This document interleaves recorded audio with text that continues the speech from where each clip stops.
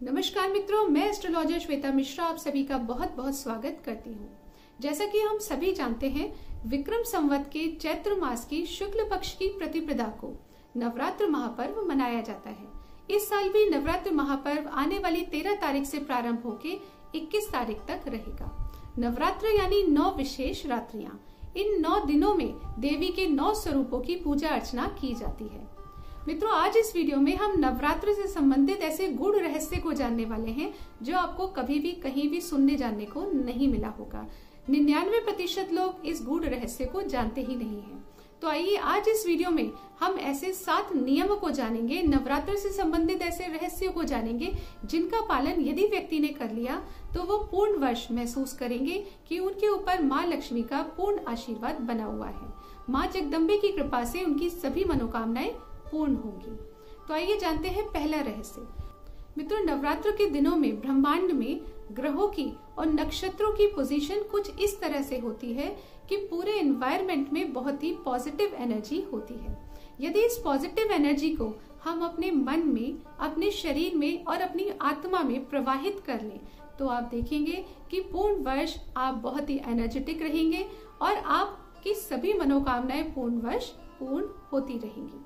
तो मित्रों, नवरात्रों में इन पूरे 9 दिनों में हमें इस पॉजिटिव एनर्जी को किस तरह से अपने शरीर में प्रवाहित करना है, अब आगे हम इसको समझते हैं। मित्रों, नवरात्रों में जो भी आप पूजा अर्चना करेंगे, यानी आपने जो भी प्रार्थना की या आपने जो भी दान पुण्य किया, उसका 4 गुना अधिक फल आपको अपने जीवन में मिलता है।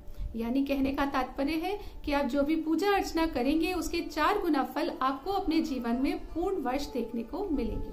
अब इसे कुछ इस तरह से समझ लेते हैं, जैसे कि यदि आपके सामने आप न्यूज़पेपर में कोई एड देख लेते हैं कि उस मॉल में 50% डिस्काउंट है, तो हमें क्या महसूस होता है? हम सभी उस डिस्काउंट को देखने, उस सेल को देखने जरूर जाते हैं, क्योंकि कम दाम में कुछ अधिक आपको मिल रहा होता है। अब दूसरा एग्जाम्पल ले लेते हैं।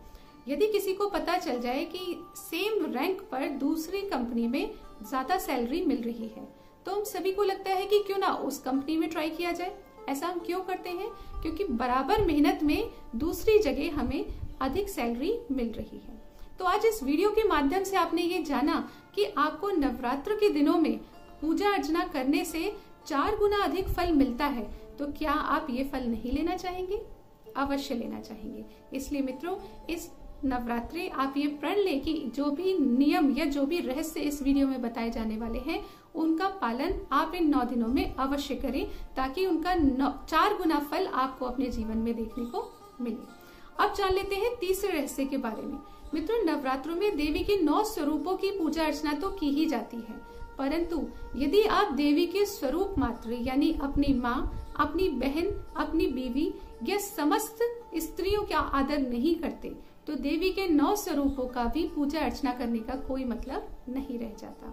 तो यदि आपको नवरात्र में 4 गुना फल चाहिए, देवी की पूजा से 4 गुना फल चाहिए, तो आपको समस्त स्त्रियों का आदर तो अवश्य ही करना होगा। अब जान लेते हैं चौथा नियम। मित्रों, नवरात्रों में उपवास करने का नियम बताया गया है। हम सभी जानते हैं, बहुत से लोग उपवास करते भी हैं, परंतु उपवास करने का तात्पर्य ये नहीं है कि एक प्रकार के भोजन को छोड़कर दूसरे प्रकार का भोजन ग्रहण कर लिया, या फिर पूरे दिन हमने कुछ भूखे प्यासे रहकर कुछ नहीं लिया, कुछ ग्रहण नहीं किया और फिर अंत में अपनी तबीयत खराब कर ली।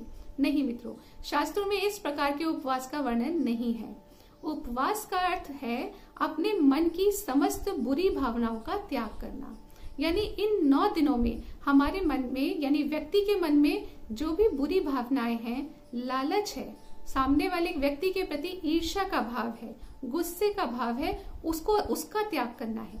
यानी प्रण लेना है कि इन 9 दिनों में हम किसी प्रकार की बुरी भावनाओं को अपने मन में वास नहीं करने देंगे। जैसा कि आप सभी ने देखा होगा, कलयुग में कोई भी व्यक्ति अपने दुख से दुखी नहीं है, दूसरे की खुशी से दुखी है।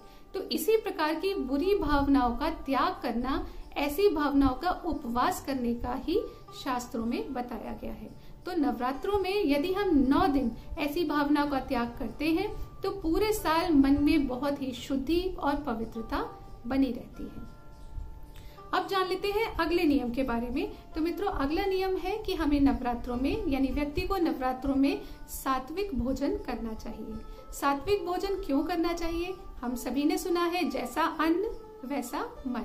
यदि आप शुद्ध और सात्विक भोजन करेंगे तभी तो आप 9 दिन अपने मन को शुद्ध व पवित्र रख पाएंगे। इसीलिए नवरात्रों में सात्विक भोजन ग्रहण करने की विधि को बताया गया है। मित्रों, इसी प्रकार से अगला नियम है सात्विक भोजन ग्रहण करना और सात्विक मन रखना। इस प्रक्रिया से आपके शरीर की शुद्धि होती है, मन की शुद्धि होती है और बुद्धि की शुद्धि होती है। और शुद्धिकरण की इसी प्रक्रिया को, पवित्रता की इसी प्रक्रिया को नवरात्र महापर्व कहा जाता है। अगला नियम है मित्रों, नवरात्रों में देवी के 9 स्वरूपों की पूजा तो करनी ही चाहिए, परंतु साथ साथ अपने इष्ट की पूजा करना भी आवश्यक होता है। अब आप कहेंगे कि इष्ट कौन होते हैं? मित्रों, हम सभी के इष्ट देव होते हैं, यानी मुसीबत पड़ने पर हमें सबसे पहले जिनकी याद आती है वो हमारे इष्ट होते हैं। यानी कुछ लोगों को ऐसा लगता है कि हनुमान जी उनके इष्ट हैं, कुछ बांके बिहारी को अपना इष्ट मानते हैं, कुछ लोग शिव जी की पूजा आराधना करते हैं। तो यानी नवरात्रों में देवी के 9 स्वरूपों के साथ साथ अपने इष्ट की पूजा भी अवश्य करनी चाहिए। इससे आप देखेंगे कि पूर्ण वर्ष आपकी सभी मनोकामनाएं पूर्ण होती हैं। और अंतिम नियम है, नवरात्रों के दिनों में प्रत्येक दंपत्ति को ब्रह्मचर्य का पालन करना चाहिए। तो मित्रों, यदि इन 7 नियमों का पालन व्यक्ति ने कर लिया तो वो देखेंगे कि पूर्ण वर्ष उन पर माँ दुर्गे की, माँ जगदम्बे की कृपा बनी हुई है। यदि आपको ये वीडियो अच्छा लगा तो इसे अपने फ्रेंड्स में, फैमिली में शेयर कीजिए। और वीडियो के अंत में मैं आप सभी को नवरात्र महापर्व की बहुत बहुत शुभकामनाएं देती हूँ। अगले वीडियो में फिर मिलेंगे, तब तक के लिए नमस्कार।